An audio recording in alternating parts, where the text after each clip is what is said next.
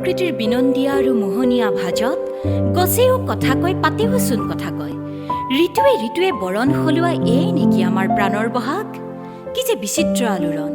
ফাগুনৰ পচুৱা বলি থাকোঁতেই গছৰ ডালত কুলিৰ মাত, বহাগ যে আহি গ'ল।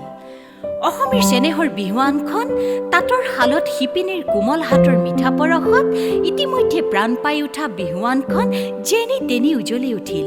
এয়াই বসন্তৰ চোতালত তগৰৰ মিঠা সুবাসত গছৰ ডালত নাহৰ কেতেকী কপৌ ফুলেও হাঁহি উঠিল সিহঁতৰ খিলখিলীয়া স্বভাৱত।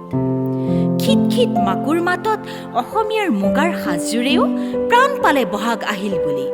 ঢুলীয়া ডেকাৰ ঢোলৰ চেৱত বৰপথাৰখনত নাচনীৰ কি যে নাচোন। আনফালে আকৌ আই ঢেঁকীৰ শালত বিহুলৈ বুলি পিঠা পনা চিৰা সান্দহৰ আয়োজন। গৰু গা ধুৱাবলৈও আনি ৰখা হ'ল মাখিয়তী দীঘলতি। এয়াই নেকি বাৰু আমাৰ প্ৰাণৰ বহাগ? হঠাতে আহিল মাজনিশা ধুমুহা বতাহ আৰু শিল বৰষুণেৰে বসন্তৰ গা পখালিলে। লগে লগে আইতাই চোতালত বৰপিৰা এখনৰ লগত দাপোন আৰু কাকৈফণিখন উলিয়াই দিলে আৰু ক'লে আমাক, ভয় নকৰিবি, আউলি বাউলি চুলি মেলি আমাৰ বৰদৈচিলাজনী মাকৰ ঘৰলৈ গৈছে অ'। আমাৰ আটাইবোৰকে তাই বহাগ অহাৰ জাননী দি গ'ল।